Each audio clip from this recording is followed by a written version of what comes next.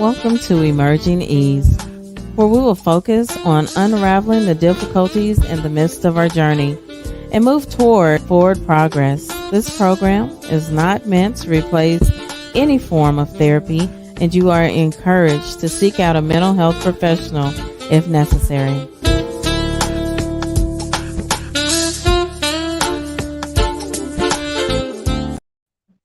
Hey, how are y'all doing? Welcome to Emerging East. Thank you all for tuning in today. I want to let you know that if you have any questions or comments that you'd like to contribute, please put it in the chat. You can also email me at emergingease, all one word, at gmail.com. Please remember to go to Facebook and join Emerging East. That's the group with the caricature that I have for the show. And if you miss a show, make sure you tune into the Batchelor News.airtime.pro. If you miss any part of the show or if you want to go back and listen to it.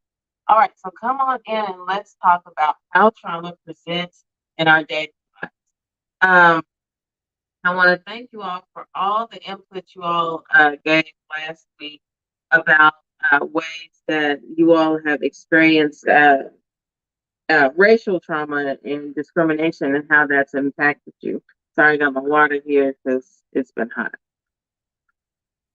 And so I want to kind of talk about how trauma comes out in our daily activities, how we have certain actions, certain thoughts, certain interpretations of interactions with others based on our trauma history. That is so important because, as I always encourage people to do, look at what's going on now and what maybe has been going on 6 months ago, a year ago, 5 years ago. Start to identify the cycles in your life. When you're identifying those cycles, you can start to find portions that you can impact in positive ways. So that way you can start breaking those traumatic cycles or those triggering cycles for yourself, for your kids, for your family, for people in your community, period. I just kind of be on a soapbox for a little bit. I don't feel like we as people really understand the impact we have with making even a small change on a daily basis, and the way we process through things, the way we work past emotions, the way we work past difficult relationships. It takes us. It's us, one step at a time, literally. And it can be baby steps. It can be micro baby steps, whatever it is. Forward movement is forward movement. I always tell people to be mindful not to judge how far you've come, but just that you're going in the right direction. Okay. Kind of look at it like navigation on a car. It'll give you walking, a train, a bus, a vehicle. Regardless, forward movement is forward movement. You're going to get there, period. That's the point. Just the point is getting from A to B. It's not the time in between. So much in today's society is encouraging us. I'm gonna just be honest, to be in a rush, to be impatient, to feel like everything is supposed to happen just like this. Many times, trauma in our lives does not even happen like that. It's a gradual buildup. Think about a person that was raised by maybe a verbally abusive parent or a person, period, whether it's a grandparent, aunt, friend of the family, whatever. And that impact was negative, negative, negative, negative. And so then it's gradually breaking that person's hope down, breaking their spirits about positive things that can happen to them, breaking their view of their impact on society, breaking the fact that there are people in the world that can and will care for them.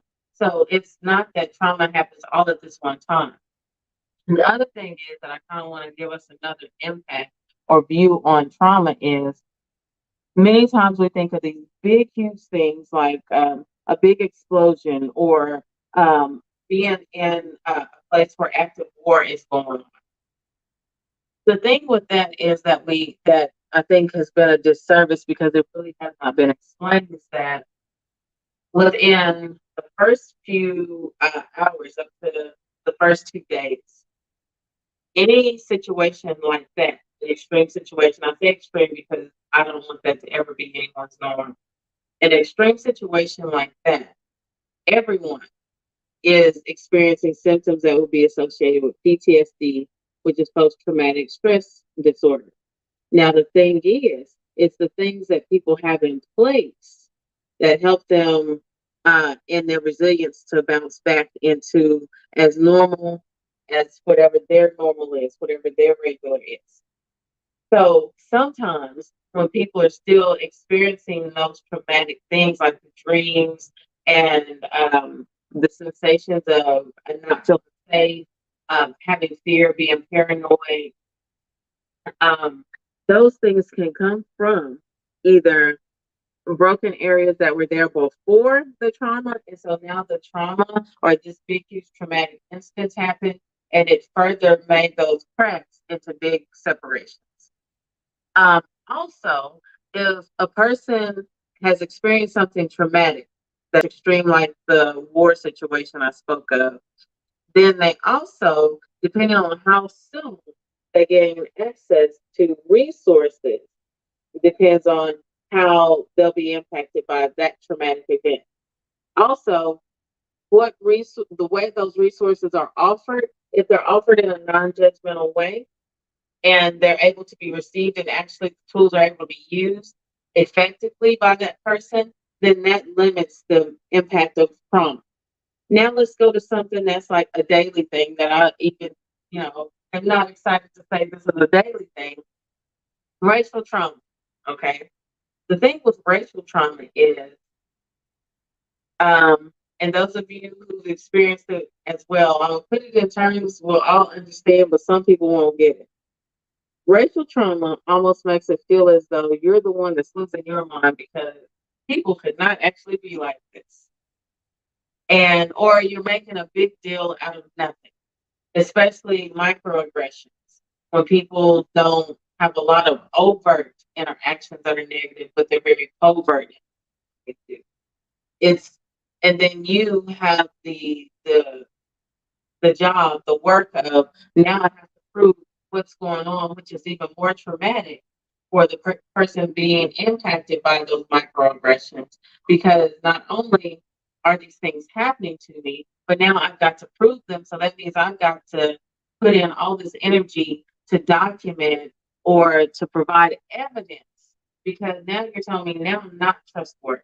So that's even more traumatizing for a person because not only do they have the weight of that interaction with whoever that person or even several people are, they also have now people don't believe me. My character is in question. And so that's something that is very, very traumatic. And that's another thing that is a slow drip kind of trauma. Like it doesn't just happen all at once usually. Racial trauma happens over time. And then the irony of it is because sometimes we don't even realize that we're being separated racially from other people, that they're making these microaggressions until we kind of sit back and we think, dang, this person for this past 2 years has done this every single time. And when I ask them about it, either A, they explain it in a way that says, yeah, that was racist, or B, we realize they don't interact with anyone else except for me or people that look like me in this way. So, what would that bias be? And usually it comes down to race. So, that's something that we need to be mindful of, especially in Black and Brown communities. And I'm going to just be upfront. I'm not going to refer to communities of color as minorities because that's not the truth. Okay? Look at the stats, not the minorities. uh, uh, People of color, I'm saying, are not minority. Actually, it's really kind of equal, and it's in some regions and areas, people of color are the majority. So that's the other part too. Now, I wanted to talk about how trauma can come out in our daily life. This is something that is very, this first portion that I want to kind of discuss. It's very interesting. And when I read this, I was like, you know what? That makes so much sense. But scrolling on social media and comparing yourself to the people you see, the things they have, things they're doing, the experiences they're claiming to have. Because the way that supports trauma is if you were a person, especially whether it's someone who was verbally abusive, even physically abusive, mentally abusive, um, even sexually abusive. Let's just open up all those abuses. Plus, if there's on top of that, or if those weren't there, but you did experience racial trauma, that speaks volumes because what you're doing is trying to validate self. You're looking for ways to say, I am important. The things I do are important. The things, my goals are appropriate. And so, with scrolling social media, and my phone is, you know, dead somewhere. So, if you're a person that can get into that zone now, other than in addition to, there's already an algorithm out there that encourages people to stay on social media, stay. Okay. The minute you get ready to say, okay, I'm getting ready to get off, oh, here's an ad, and I've been looking at that or thinking about that all day. Now I got to figure out how to get to this thing. Okay. That's the algorithm part. The other part is, regardless of the algorithm draw for you to stay, but if you're just looking and looking and you're comparing yourself, you're looking at, dang, they went on this vacation. I ain't even got to go on a vacation. What's up with that? I'm missing out. I'm not able to do the things that I need to do. Okay. Um, or they put this outfit on and they look like this. When I put that outfit on, I didn't look like that.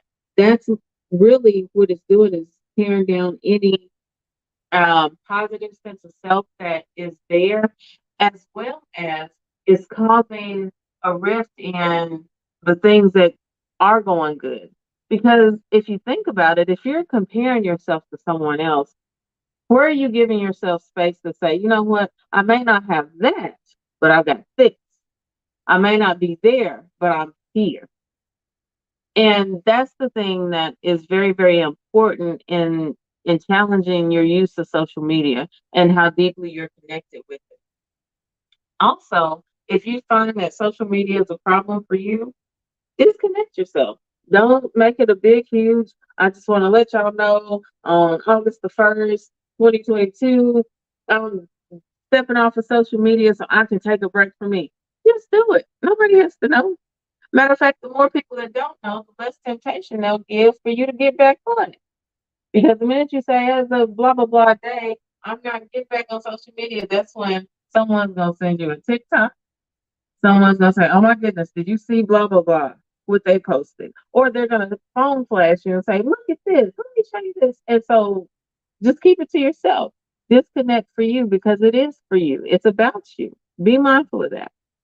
Another thing that we often do is in dealing with trauma and how that comes out in our daily lives is criticizing us, the way that we look, the way we either physically look or the way we look at certain clothes, or I don't have enough of this, I don't have enough of that. One thing my grandmother, my maternal grandmother, always said is God gave you everything you need to not send yourself to hell. And I never understood it until I got wrong. If God gave me a certain shape, I'd probably be in hell right now. Probably would be. If, we had certain attributes that we find attractive on someone else, if we have those, our whole inside may be different. Our whole interaction with people may be different. So be thankful for what you've received, what you were given, because you were given that for a reason. Now, in addition to the genetic side of it, you got to look at if the people in your family are built a certain way. That's just the build you got. Work with it, accent it with whatever clothing you put on. Now, if you're looking at I'm missing out because I don't have these certain clothes and certain things, then we need to be mindful. It's not about the material things; it's about what you do with what you got. If you're able to afford certain stores, fine, go. Do those things, but don't do it as a way to, in a sense, keep up with the Joneses, because that's harmful to self. And it ties in so closely to our self worth when we put that I don't have this certain body shape or I don't have these certain physical things. then what we're doing is we're saying, because I'm not worthy is why I don't have these things. And that's not true. Not true at all. Um, Another way that, well, let me take a break right quick because I don't want to have to rush through that one. So before we take a break, I want to make sure that you, to remind you, listening on Friday from 5:30 p.m. to 6 p.m. When the featured artist will be Mid Condition. I love them so much. Pretty Brown Eyes, that's my jam. Also, every Sunday through Friday from 8 p.m. to midnight, listen to Whisper Softly Love Songs on the Batchelor News Radio Network. We'll be back shortly.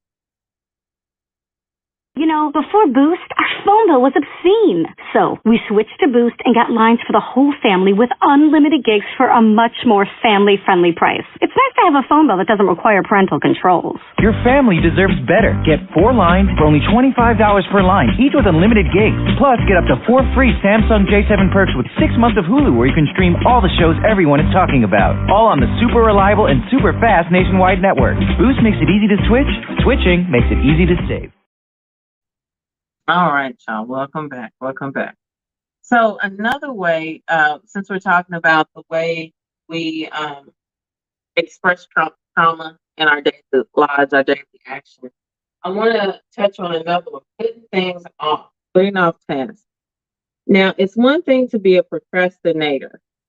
It's another thing to put off important tasks that are impacting your life, like financially, physically, emotionally, spiritually, those things. Okay. So it's one thing to say, hey, I got this bucket of clothes that I just got out the dryer. I don't feel like folding. I'll do it later. No worries. That's a thing that, hey, I'm just tired of laundry. I just need to pray complete stuff. Just give me a minute. There's another thing to say, hey, I need a job. I'm not gonna look for a job today. I'll just wait. I can take a bath in 4 days. I'll just wait. I haven't eaten anything of substance, and when I mean of substance, I mean that's healthy, in 2 weeks. I'm avoiding reading work emails. I'm missing meetings at work. I'm missing meetings for my child's school. Putting things off like that is very, very, very, very important to be mindful about how that is trauma coming up. I got a question. Is regulating your nervous system a way to deal with racial trauma? Yes, yes, yes. That's a way to deal with trauma, period. Now, the reason I paused with the racial trauma part is there has to be another thing, a coping mechanism that you put in place that actually works for you to help address racial trauma. Because the thing is, there's one thing if you have trauma from being in a physically abusive relationship, because you can end that relationship, distance yourself, and that constant trauma from that person and their physical presence is diminished. So now you're able to stop and process the trauma. However, racial trauma is it could be anywhere at any time at all times. And there's no way to say, okay, look, let me separate and go over here and figure there's really not that distance because it can come up through media, through social media, uh, neighbors, family. I hate to say it, family at work. But the thing is, with regulating your nervous system, that's important for all of us. That regulating your nervous system means focusing on things that can help you relax. Whether that's going to therapy, whether that's doing certain exercises, yoga. People love yoga. Um, I don't do yoga as much as I do dance because that helps me and my nervous system kind of, release, relax, relate, and release.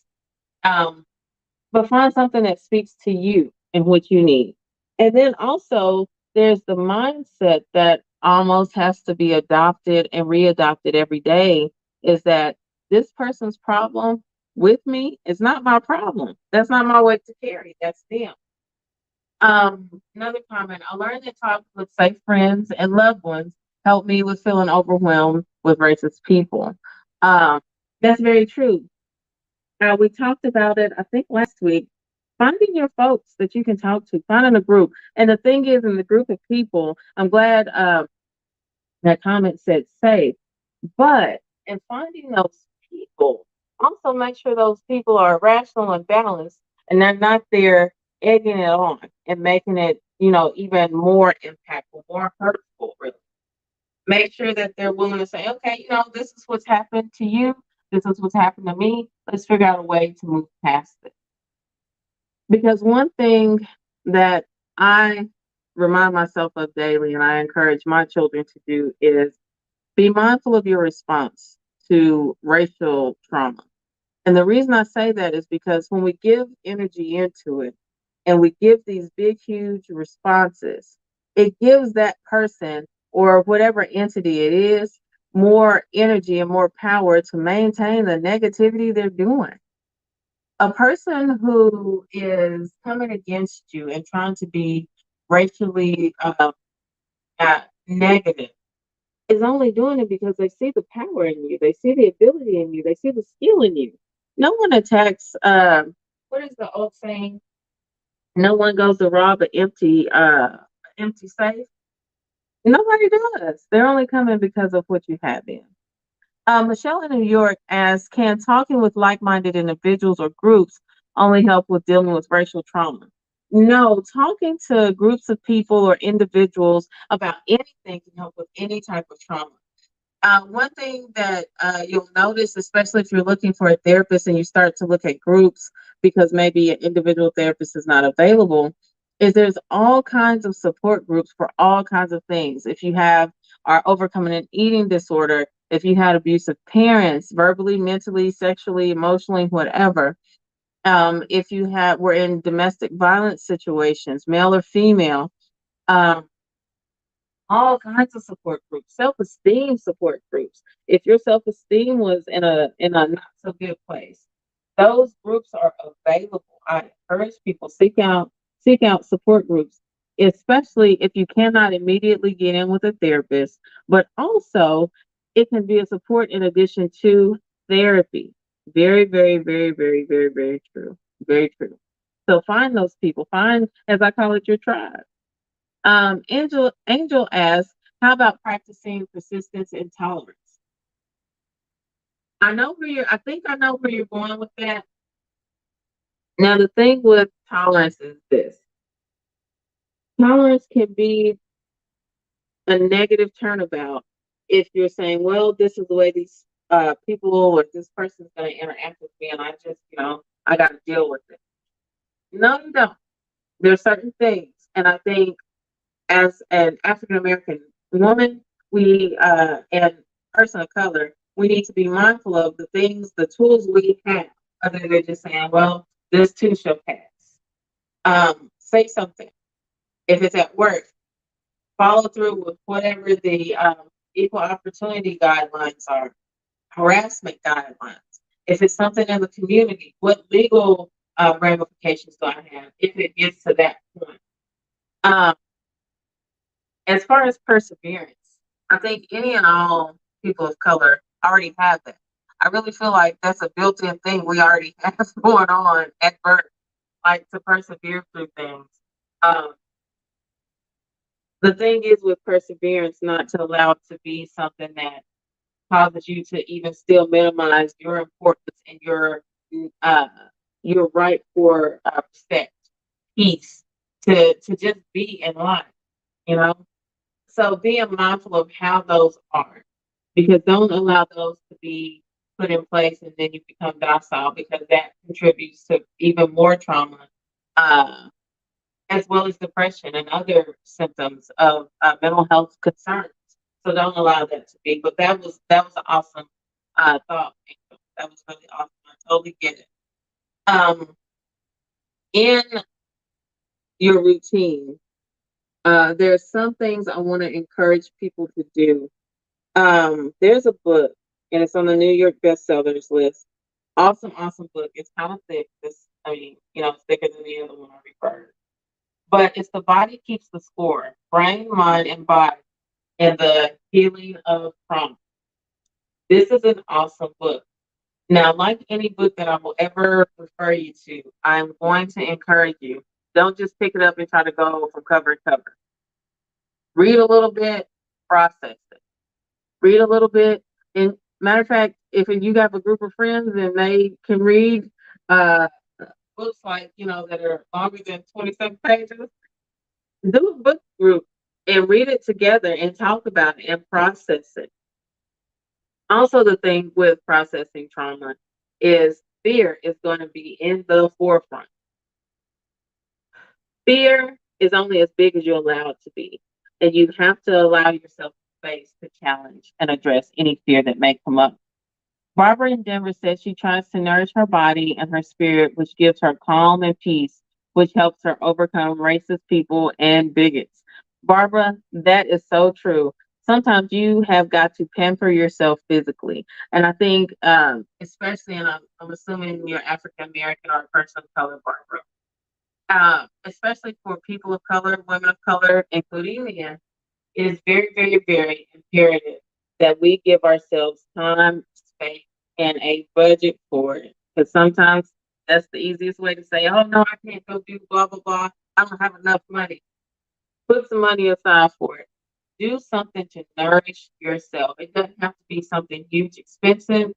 It doesn't have to be something you do every single day or every single week, but give yourself a pat on the back, a place of peace to go to do something relaxing to you, whether it's massages, going to a sauna and just soaking or sitting in the steam room, whether it's sitting out in the park, whether it's going fishing, anything that is peaceful and allows you to be in a still place. Do those things for yourself because not only will it help you be able to manage through, it doesn't cause that trauma and stress and fear. Trauma and stress and fear to build and build and build, and then you're feeling like, oh my gosh, I'm being crushed. And then on top of that, any other negative thought process going on, which you're constantly feeling with. So, Barbara, that's a yes. Yes, I encourage y'all to do it. One thing that I found very helpful for me is there's this new thing that's called floating that we just recently got in Oklahoma. So it may be something ancient to y'all, but it's where you are in this salt water and the water has so much salt in it that it causes you to float. And it's like there's only this much water. Like literally. When I went in there, I was like, is that gonna hold me? Because it's a lot of me. I don't know if it's gonna make me float. But it was so peaceful. And now the first 5 minutes, you're gonna be like, okay, so oh my gosh, oh my gosh. But then that was in my first float. I was able to just release everything. My muscles like relaxed, my brain, slowed down, my emotions evened out, and it was just floating. You can, have it where the lights are off. You can have it where they have these like glow lights, depending on how the place is set up. And it was very reasonable as far as budget. It's not something I would do all the time just because of salt water and my hair. But you can put on a swim cap even. That'll help your hair have certain things on your hair or whatever. You don't want to get it wet. Do that. But find something that speaks to you that you enjoy to refocus yourself, refocus your energy. Do not allow someone who has a negative view of you and already feels like they're less than, which is why they're attacking you, take any more energy or your drive away from you. Don't allow that because we can't control how people interact with us, but we can control our reaction to them. And then also we can control our internal reaction to them. I don't have to carry the weight of what you said to me all into next week and, next year and 10 years. You said it. That's your weight to have. That's where, and I don't even have my book. I used to have it up. Wait a minute. I might have that too. That's why I refer you back to this book. I, even myself, read back through this every now and again. And this is The Four Agreements. And it's by Don Miguel Ruiz. Awesome book. It's small, but it packs power. Just like with the other book, do not, get it go from cover to cover, but take your time with it. All right. So, y'all, this has been an awesome discussion. I want to thank y'all for tuning in today. I hope today's discussion has been and will continue to be a help in your life's journey. Remember that if you missed any show or want to hear it again, please go to the Batchelor news.airtime.pro. And you have been listening to Emerging Ease with Keisha on the Batchelor News Radio Network. See y'all next week. Thank you for tuning in. I appreciate you for taking such a time as this to participate in your personal improvement with Emerging Ease. I'm Keisha, your host. Remember that in everything, there's an opportunity to learn and grow. If you are experiencing a difficult time, please reach out to the National Crisis Prevention Hotline at 1-800-273-8255. And I look forward to hearing from you next week on Emerging Ease with Keisha.